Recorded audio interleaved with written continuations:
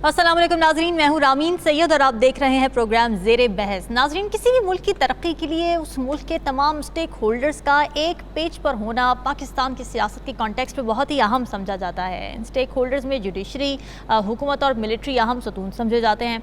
वज़ीर आज़म की एक स्टेटमेंट पर लाहौर हाई कोर्ट में तौहीन अदालत की पिटीशन दायर हो जाती है, जिसमें उनके खिताब का रेफरेंस दिया जाता है, जिसमें उन्होंने कुछ जजेस के लिए काली भेड़ों का लफ्ज़ इस्तेमाल किया था। अब उनकी स्टेटमेंट पर सुप्रीम कोर्ट में भी तस्करा हुआ था, जिस पर अटॉर्नी जनरल ने दिफा किया और ये कहा कि जी वज़ीर आज़म ने ये बात साबिक़ जजेस के बारे में की, जिस पर जस्टिस अतहर मिनल्लाह ने कहा कि वज़ीर आज़म को अदलिया में काली भेड़ें अगर नज़र आती हैं तो फिर वो रेफरेंस दायर कर दें।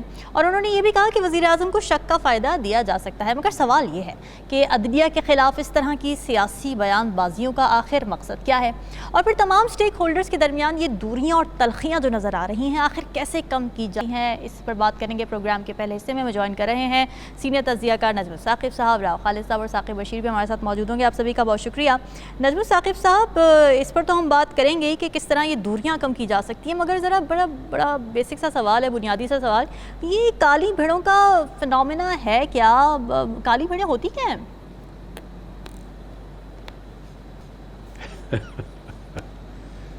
देखिए, ये असल में मैं इसको ले रहा हूँ लिटरेचर के कॉन्टेक्स्ट में, अच्छा। अदब और शायरी के कॉन्टेक्स्ट में और तारीख़ के कॉन्टेक्स्ट में। उसमें जो है ये कुछ ज़्यादा देर पहले की बात नहीं है, ये कोई तकरीबन 200 साल पहले की बात है कि पहली दफ़ा इंग्लैंड में, यूके में ये एक्सप्रेशन इस्तेमाल हुआ, और वो ये था कि चूँकि सफ़ेद भेड़ें हैं सारी, तो उसमें एक काली भेड़ जो है वो नज़र आती है। तो वो जो चरवाहा था उसने कहा कि सुन लीजिए ना, उस चरवाहे ने कहा कि जी देखो, एक मेरे पास काली भेड़ है।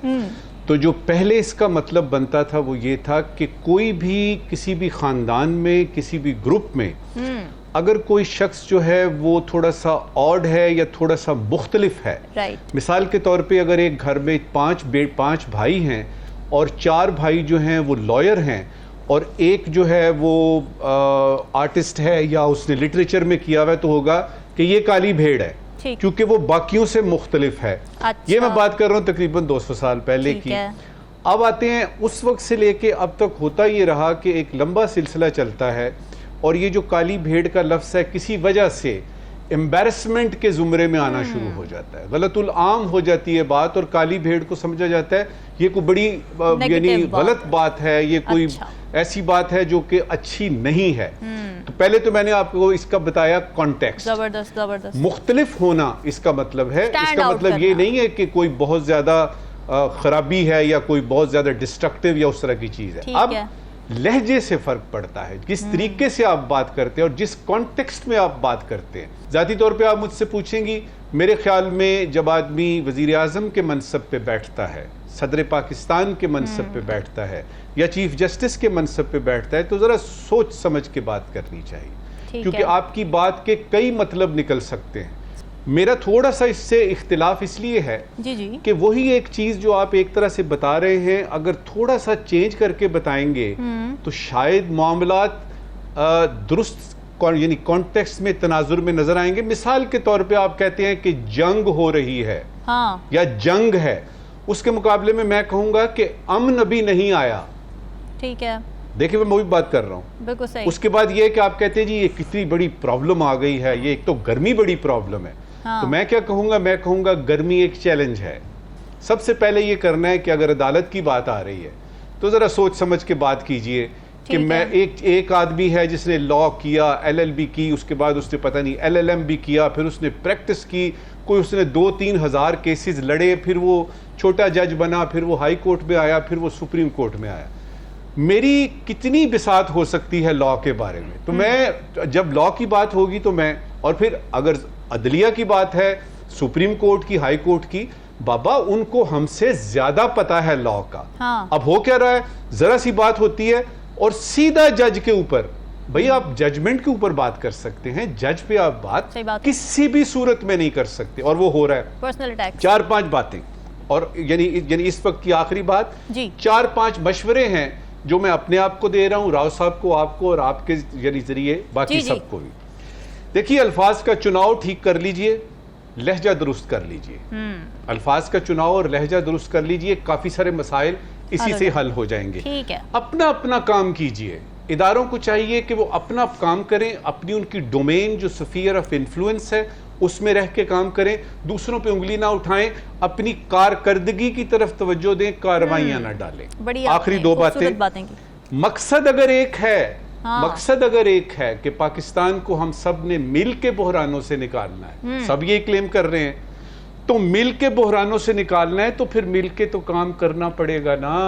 फिर यह है कि एक दयानतदारी का पहलू बहुत जरूरी है, हमारे मुआशरे से निकलता जा रहा है। हम ये समझते हैं, वो कहते हैं ना, deliver me from those persons who acquire self esteem by finding faults with others, कि दूसरों में हम गलतियां निकाल के अपना कद बड़ा करते हैं। ओ बाबा, अपना कद बड़ा किसी और तरीके से भी तो हो सकता है। सबसे बढ़ के और आखिरी बात इस वक्त की रामी, ठीक है जी, एक दूसरे को बर्दाश्त करना सीखना पड़ेगा। पेशेंस बहुत ज़रूरी, बड़ी ज़बरदस्त आपने बात की। राव खालिद साहब, जो हम तुंदो तेज़ जुमले बाजियाँ देख रहे हैं, अब मैं तो ये जानना चाहती हूँ कि नून लीग या शहबाज शरीफ साहब को इश्यूज़ क्या हैं? अगर इशू ये है कि जी बानी तहरीक इंसाफ को रिलीफ मिल रहा है, तो फिर रिलीफ तो बहुत सारी जगहों पर बहुत बड़े बड़े रिलीफ मिले, नवाज शरीफ साहब को भी हाल ही की बातें ज़्यादा दूर ना जाए। मसला ये है कि हम काफ़ी इस पर डिस्कशन पहले भी कर चुके हैं।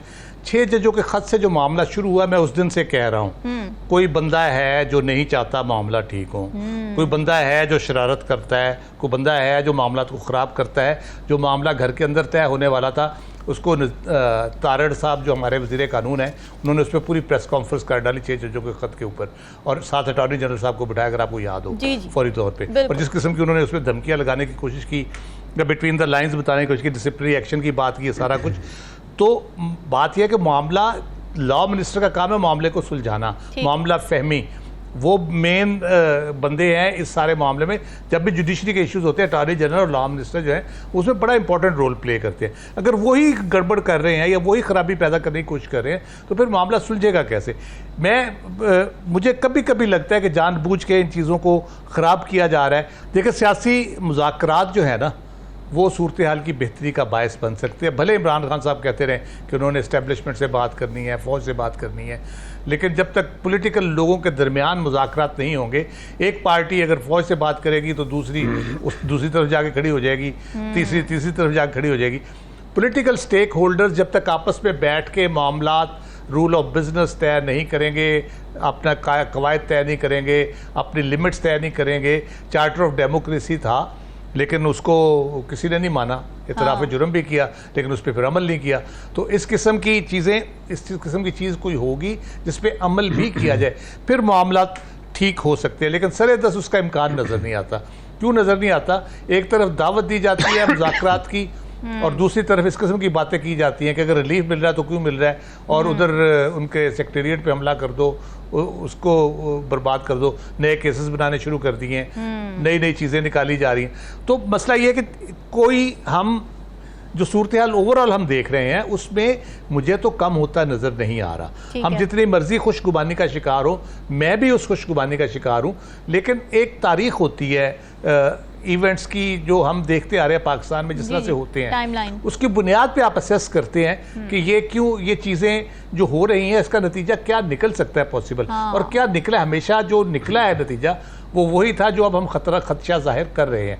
ये कन्फ्रंटेशन बढ़ती है, उसमें या वज़ीर आज़म जाता है या चीफ जस्टिस जाता है, या फिर इंटरवेंशन होती है, इमरजेंसी लगती है, या देख रहे हैं इनके रूट कॉजेज हैं। ये कोई इस वक्त जी नया वही बड़ी वो बहस आज, हाँ जी, बड़ी बहस आजकल चल रही है, वो कंपैरिजन की 71 का और आज का सारा। तो उसमें एक, हम जब तारीख पढ़ते थे, जब हम तारीख पढ़ते थे, उसमें जो भी मुगलों के ज़वाल के असबाब जब हम पढ़ते थे, से एक मिसाल के तौर पे, तो उसमें 2 चीज़ें होती थी। एक होते थे तारीखी असबाब, एक होते थे फौरी वजूहात। ठीक है। एक बिल्डअप होता है चीज़ों का, पाइलअप होती हैं, करते करते करते वो एक ऐसी नहज पे आती है जहाँ पे उसको एक्सप्लॉइट करने वाले फिर एलिमेंट्स आ जाते हैं। सिमत ठीक करनी चाहिए। बिल्कुल ठीक है। साकिब, आपको क्या लगता है कैसे ये तलखियाँ कम होंगी और किसको इनिशिएटिव लेना पड़ेगा? एक तो मेरा ख्याल है कि इसका थोड़ा सा बैकग्राउंड हमें देखना पड़ेगा कि ये तल्खियां कहाँ से हुई हैं। खासतौर पर ये मामला जो है वो 25 मार्च के उस खत से ही बुनियादी तौर पर शुरू हुआ था जो इस्लामाबाद हाई कोर्ट के 6 जजेस ने लिखा था। फिर उसकी ये कंटिन्यूटी है कि एक तरफ से अगर कोई बड़ा फैसला आता है, कोई ऑर्डर आता है, किसी हायर अथॉरिटी को जो है वो अदालतें बुलाती हैं, तो दूसरी तरफ से उसका जो है बाकायदा तौर पर जवाब दिया जाता है, वो प्रेस कॉन्फ्रेंस के जरिए हो, किसी बयान की जरिए हो या किसी वजाहत के जरिए हो। तो रिसेंटली जो हुआ है ये बड़ा इम्पोर्टेंट है, इसीलिए जो सुप्रीम कोर्ट है उसने उसको नजरअंदाज नहीं किया, इनिशियली नजरअंदाज नहीं किया। ये 28 मई की तकरीब थी लाहौर में, जहाँ पे शहबाज शरीफ साहब, वज़ीर-ए-आज़म शहबाज शरीफ साहब ने इस हवाले से बात की थी और वो बात का जो रब्त है वो बड़ा इम्पोर्टेंट है। तो इसका मतलब ये हुआ कि इस वक्त लाहौर से लेकर इस्लामाबाद तक और जो मातहत अदालतें हैं, जिली अदालतें हैं, हाई कोर्ट्स हैं या सुप्रीम कोर्ट्स हैं, हर जगह पे इस वक्त एक ही पॉलिटिकल पार्टी के केसेस हैं, एक ही पार्टी की लीडरशिप के केसेस हैं। हाँ। किसी और मतलब मुस्लिम लीग नून की पार्टी का तो कोई केस नहीं है, इसी तरह पीपल्स पार्टी है या कोई बाकी जो हुक्मरान इत्तेहाद में जमातें हैं उनमें से किसी का कोई केस नहीं है। तो एक ही पॉलिटिकल पार्टी के हाई प्रोफाइल केसेस लगे हुए हैं, तो उनको जो सुप्रीम कोर्ट है उसमें दो बातें हुई। एक तो जस्टिस जमाल खान मंदोखेल और जस्टिस अतर मिनल्ला, उन्होंने इस चीज को बाकायदा तौर पर उठाया और इस पे बात की। अब जस्टिस जमाल खान मंदोखेल ने बड़ी बात की, उन्होंने कहा कि होता ये है कि कभी एक पार्टी जो है राइट पे होती है, दूसरी लेफ्ट पे, मतलब एक पार्टी कभी हुकूमत में, दूसरी अपोजिशन में, और कभी दूसरी अपोजिशन वाली जो है हुकूमत में आ जाती है, और फैसला जो है वो एक के हक में आता है तो दूसरा तनकीद करता है, तो दूसरे के हक में आता है तो पहला तनकीद करता है। तो उन्होंने कैटेगोरिकली अटॉर्नी जनरल को कहा कि ये बताया जाए कि हमें बताया जाए कि ये किस हवाले से उन्होंने बात की है। फिर जस्टिस अतर मिनल्ला ने भी यही बात की और उन्होंने कहा कि अगर वज़ीर-ए-आज़म की हुकूमत ये समझती है कि कोई ऐसा मामला है तो वो डायरेक्टली जजेस के खिलाफ। बिल्कुल ये बात ठीक है साकिब कि जुमलेबाजियां नहीं होनी चाहिए। अगर कहीं पे कोई रेजिडेंस, कोई डाउट्स हैं तो प्रॉपर तरीक़ेकार उसको इख्तियार किया जाए, ड्यू प्रोसेस फॉलो किया जाए और रेफरेंस फाइल कर दिया जाए, जैसे कि जस्टिस अतर मिनल्ला ने भी फरमाया। यहाँ लेते एक ब्रेक, स्टे विद अस।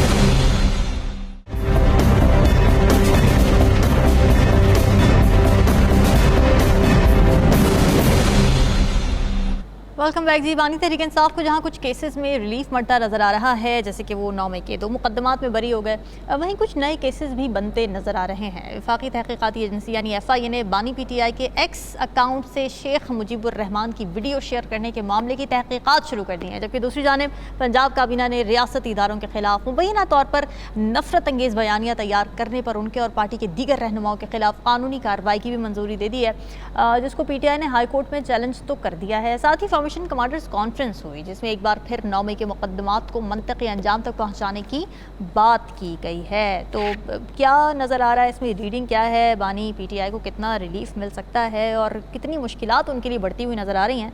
राव खालिद साहब, जो नए केसेस बन रहे हैं इनमें मेरिट नज़र आ रहा है आपको?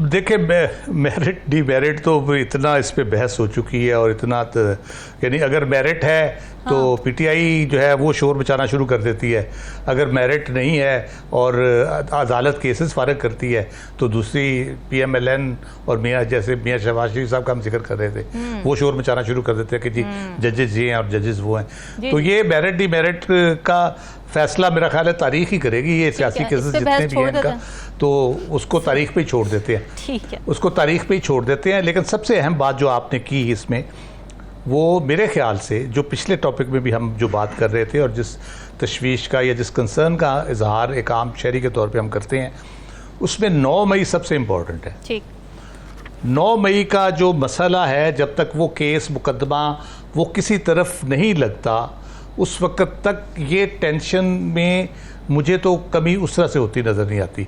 उसका प्रॉपर ट्रायल हो के प्रॉपर जो लोग मुलव्वस है उसमें उनकी सज़ा के बारे में फ़ैसला किया जाए, उस दिन जो कुछ भी हुआ उस पर आप ये कह सकते हैं कि जी इसने किया या उसने किया या इस तरह हुआ या उस तरह हुआ, लेकिन वो वाकया तारीख में आपकी मौजूद है। मामला क्यों किसी मंतकी अंजाम तक नहीं पहुंच पा रहे जी, हैं? यही अगली बात में यही करने वाला था कि अगर 9 मई के केसेस में अगर आज भी आप देखें तो जज साहब ने कहा है कि जी सबूत ही मौजूद नहीं, इसलिए मैं फर्क कर रहा हूँ उस तरह।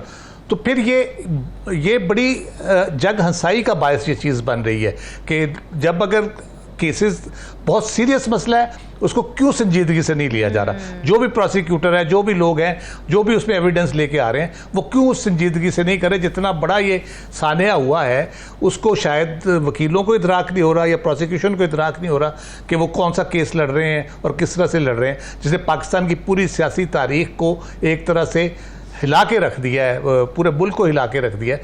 तो उसको क्यों नहीं उस चीज़ का इदराक हो रहा। तो ये एक ऐसी चीज़ है जिसके ऊपर मेरा ख्याल है जितनी जल्दी, जितनी अच्छे तरीके से, जितनी ट्रांसपेरेंसी के साथ ये मामला हल हो जाए, उसमें सुप्रीम कोर्ट का रोल भी है, क्योंकि सुप्रीम कोर्ट मिलिट्री कोर्ट्स के हवाले से वहाँ केस पेंडिंग है, उस पर भी जितनी जल्दी फैसला हो जाए मेरा ख्याल है तो ये ज़रा आसानी हो जाएगी। ठीक है। दूसरी बात जो है वो सियासी मुखालफीन जो आपस में एक दूसरे के साथ हमारी तारीख है एक जो करते चले आ रहे हैं, वो कभी एक गद्दार होता है, कभी दूसरा गद्दार हो जाता है, कभी एक मुल्क को नुकसान पहुंचाने का लूट के खा गया होता है, कभी दूसरा लूट के खा गया होता है। तो ये जो पिंग पोंग चल रही है पॉलिटिशियंस के दरमियान, इसको भी किसी किनारे लगना चाहिए, क्योंकि इससे मामला जो है ना वो साल 2 साल तो हुकूमत चलती है, उसके बाद फिर वहीं के वहीं हम आके खड़े हो जाते हैं, फिर वही मसाइल शुरू हो जाते हैं। फिर वो उसको कहता है तुम उसकी गोद में बैठे थे, तुम उसके कंधे पे चढ़ के आए थे, तुम्हारे फलां की फेवर ना होती तो इस तरह ना होता, फलां की फेवर ना होती इस तरह होता। पाकिस्तान की हिस्ट्री सिकंदर मिर्जा से लेके अब तक यही रही है और इसी किस्म के इल्ज़ाम से भरी पड़ी है, इसी किस्म के लीडरान से भरी पड़ी है जिनके बारे में बार बार वही रिपीट होते हैं इल्ज़ाम। तो क्या सियासतदानों की जिम्मेदारी नहीं है कि 70 साल के बाद, ये सारी चीज़ें होने के बाद, उनको ये इदराक होना चाहिए कि हम थोड़ा सा अपने आप को इम्प्रूव करें, बेहतर करें, लोगों की नज़रों में बेहतर करें, मुल्क में जमहूरियत के हवाले से कोई खिदमत करें, मुल्क के निज़ाम को बेहतर बनाने में कोई मदद करें, मुल्क को आगे चलाने में कोई मदद करें। हर दफ़ा घूम घुमा के एस्टेब्लिशमेंट को इम्तिहान में डाल देते हैं, कोई ना कोई मसला खड़ा करके, कभी जुडिशरी इम्तिहान में होती है, कभी एस्टेब्लिशमेंट इम्तिहान में होती है, ये 2-4 साल जेल में रह के या 10 साल बाहर रह के फिर मौजे करने आ जाते हैं। तो मसला ये है कि मुल्क के बारे में किसने सोचना है, अवाम के बारे में किसने सोचना है। आपने अपने 2 साल 4 साल जेल में या जेल से बाहर या मुल्क से बाहर वो सोचने हैं, हुकूमत के 4 साल सोचने हैं, या मुल्क और अवाम का भी सोचना है। तो जो ओवरऑल मुल्क की सूरत हाल है, इकॉनमी की सूरत हाल हम इतनी दफ़ा डिस्कस कर चुके हैं, जो इधर जो मसाइल पैदा हो रहे हैं और बढ़ते चले जा रहे हैं, कम नहीं हो रहे। अगर तो कम हो रहे होते, कोई रिलीफ मिल रहा होता, चलो लड़ते रहें जी, आप कहते रहें, जो बयान देने आप देते रहें, लेकिन इधर कोई रिलीफ नहीं मिल रहा और उधर से आप ऐसे नए नए कवानीन बना के, नए नए हथकंडे इस्तेमाल करके एक दूसरे का गला दबाने की कोशिश करें, एक दूसरे का गला घोटने की कोशिश करें। कभी जमात में पाबंदियों की बात होती है, कभी गद्दारी के मुकदमात की बात होती है। तो मेरा ख्याल है कि होश के नाखुन लेने चाहिए। अब टाइम उतना नहीं है कि आप 5-10 साल और इस तरह चला सके, ये चंद महीनों की बात है। अगर मामला ठीक नहीं होंगे, आप सब लोगों को भुगतना पड़ेगा। अवाम तो बेचारी 70 साल से भुगत रही है, अब आपको भी भुगतना पड़ेगा। ठीक है। नजमुल साकिब साहब, आप क्या देख रहे हैं PTI का मुस्तकबिल, या अगर बानी तहरीक इंसाफ के खुसूसी तौर पर बात की जाए, जिस तरह से नए नए केसेस सामने आ रहे हैं। ख्वाजा आसिफ साहब की आज स्टेटमेंट में देख रही थी, वो कह रहे थे कि जी अगर PTI चाहती है कि हंगामा आराई या उनके खिलाफ जो कशीदगी है वो कम हो, तो इमरान खान साहब को अपना खामोश रहना पड़ेगा, ज़ुबान बंद रखनी पड़ेगी। ये स्टेटमेंट आई है उनकी आज। देखिए, ये जो उन्होंने ज़ुबान बंदी की बात की है, ये उनका मतमाय नज़र है, उनका ख्याल है। मेरे पास भी एक छोटा सा मशवरा है PTI के लिए, बहुत छोटा सा।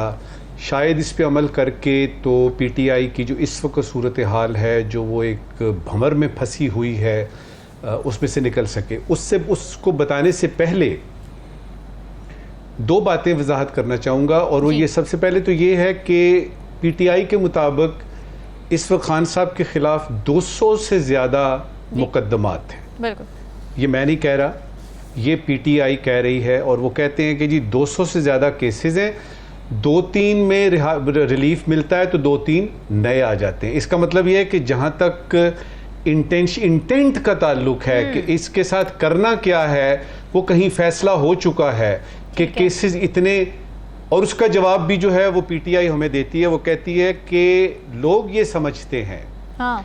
कि चूंकि खान बहुत मकबूल है, लिहाजा वो अगर जेल से बाहर आया तो पता नहीं क्या हो जाएगा, तो लोग खौफजदा हैं, लिहाजा इसलिए उसको उन्होंने जेल में रखा हुआ है। मेरा थोड़ा सा मुख्तलिफ पॉइंट ऑफ व्यू इससे इस तरह से है कि मैं जब खान साहब को देखता हूं तो मुझे तो खान साहब और पीटीआई एक ही चीज नजर आते हैं। ठीक है। पीटीआई के से जरा खान साहब को अलहदा करके तो देखिए, आपको कुछ भी नजर नहीं आएगा। तो सबसे पहले तो ये है कि इस वक्त खान साहब जेल में नहीं है, पूरी की पूरी पीटीआई जेल में है। अच्छा। अगर खान साहब का मतलब पीटीआई है और पीटीआई का मतलब खान साहब है, तो फिर तो ये पार्टी भी जेल में है और वो खुद भी जेल में है। दूसरा एंगल उसका ये बनता है कि कुछ मुझे लगता है खान साहब के कोलंबस हैं। आपको पता है ना, अमेरिका दरियाफ्त किया था उसने। बहुत सारे उनके अपने लोग पार्टी में से उनको हर रोज एक नए तरीके से दरियाफ्त करने में लगे हुए हैं। वाह। हालांकि वो बड़ा सिंपल सा आदमी है, उसने जो कुछ भी आज तक बताया है बड़े साफ साफ अल्फाज में, आप उससे इख्तलाफ करें या उससे इज्तनाब करें या उसको माने, लेकिन उनकी बात सादा होती है। इधर क्या हो रहा है, जो बाहर लोग हैं खासतौर पे उनके, वो उसको इतना कॉम्प्लिकेट कर देते हैं कि समझ नहीं आती इमरान खान साहब क्या कह रहे हैं। तो ये जो कोलंबस है ना इमरान खान के, इन्होंने भी थोड़ा सा कड़वास डाला हुआ है। ठीक है। अच्छा, ये जो है कि इसका मुस्तकबिल क्या होगा। हाँ। देखिए, एक राव साहब ने 9 मई की बात की है और कुछ चीजें जो हैं वो शुरू ही उधर से होती हैं और वो बड़ा संजीदा मामला है और पीटीआई को अभी तक ये समझ नहीं आ रही कि ये कितना संजीदा मामला है। वो इसकी संजीदगी को मानने से इनकारी हैं। पहले तो इसको समझना पड़ेगा।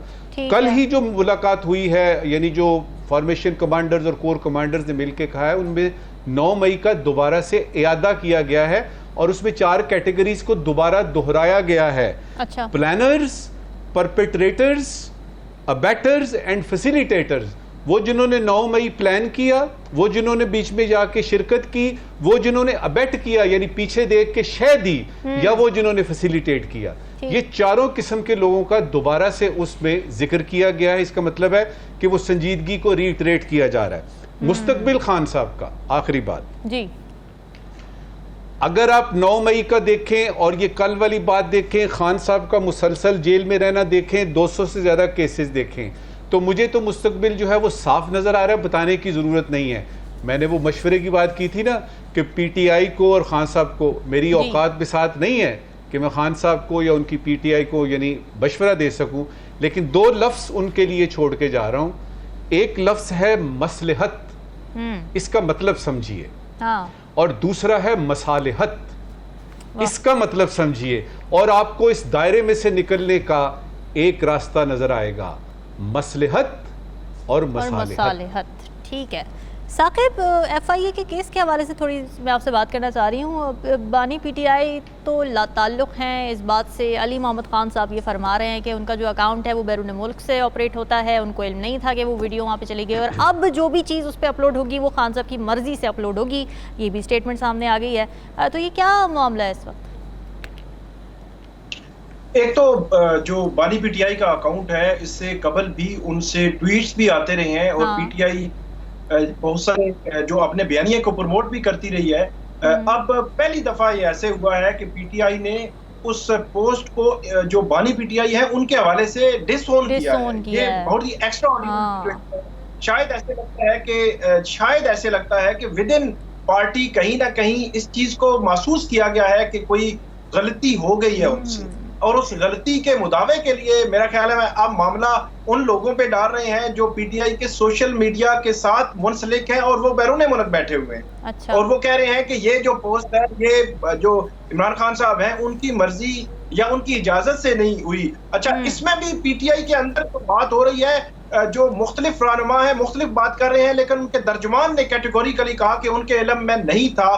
तो अगर वो एफआईए की मौजूदा जो इंक्वायरी है उससे और जो तहकीकात है जो इस केस से अगर वो बचना चाहते हैं या बच सकते हैं, तो मेरा ये ख्याल है कि अगर वो डिसओन कर देंगे कि उनको पता नहीं था, उनको मर्जी शामिल नहीं थी, तो हो सकता है मेरा ख्याल है कुछ बचत हो जाए। लेकिन अगर वो इस बात पे आए कि नहीं हमने किया, मैंने किया और मेरी मर्जी से हुआ है, तो फिर डेफिनेटली ये चीजें आगे बढ़ेगी। इससे कबल पंजाब हुकूमत की जानिब से एक मंजूरी दी गई तकरीबन 8 से 10 रोज कबल कि वो भी कोई केस जो है वो बयानात उन्होंने कुछ दिए हैं जो मीडिया के सामने वहां अडयाला जेल में, तो उन बयानात की बुनियाद पर कोई जो है वो केस बनाने लगे हैं, वो अच्छा। एक अलग मामला है। नैब जो है एक अलग से तोशाखाना का एक नया केस बना रहा है, जिसके हवाले से अभी रिसेंटली ऑर्डिनेंस भी आ गया है। तो नैब का वो केस, मतलब ये 3 केसेस हैं जो नए इस सारे सिनेरियो में जो इमरान खान साहब के खिलाफ इतनी जुस्तजू करके और बड़ी मोटिवेशन के साथ जिस तरह केसेस बना रही है, इससे ये तासुर नहीं जाता कि ये केसेस तो फिर पॉलिटिकल विक्टिमाइजेशन के जुमरे में भी आ सकते हैं? काबीना इसको डिजाइन कर रही है बैठ के। बिल्कुल बिल्कुल, इस पे सवालात तो बहुत उठते हैं कि ये इस तरह के केसेस जो है वो उसको वो कैसे डिफेंड कर सकेंगे आगे चलकर। फिर काबीना बैठ के इस सारी चीज को देखना, बहुत सारे सवालात बहरहाल इस सारे मामले में मौजूद हैं। लेकिन यह है कि ये 3 केसेस हैं जो नए डिजाइन हुए हैं और नए केस जो है वो बन रहे हैं जो इमरान खान साहब के खिलाफ। एक मैं बात 9 मई के केसेस के हवाले से जरूर करूंगा कि 9 मई के केसेस में अभी तक फैसले क्यों नहीं हो सके। वो इंतहाई टेक्निकल इश्यूज हैं, उसमें मेरा ख्याल है कि किसी को भी मोरद इल्जाम ठहराना वो इस तरह मुनासिब नहीं, बहुत टेक्निकल इश्यूज हैं। अच्छा। एक सिंपल सा मैं आपको एग्जांपल देता हूं कि किसी एक केस में अगर जो है वो मुलजम 4 मुलजम हो, 10 गवाह हो, तो उस केस को हल होते हुए भी सवा साल जो है वो लग जाता है, 8-10 माह जो है वो तकरीबन कम से कम लग जाते हैं। तो यहाँ मसला ये है कि लाहौर में भी जो 9 मई के केसेस हैं या रावलपिंडी में जो केसेस हैं, उन सारे केसेस की मैंने डिटेल्स निकलवाई है। इस वक्त 12 केसेस हैं, 13 केसेस हैं जो रावलपिंडी के हैं, जिनमें एक अटक के हैं और 12 रावलपिंडी के हैं। उन केसेस में तकरीबन 900 मुल्जमान है।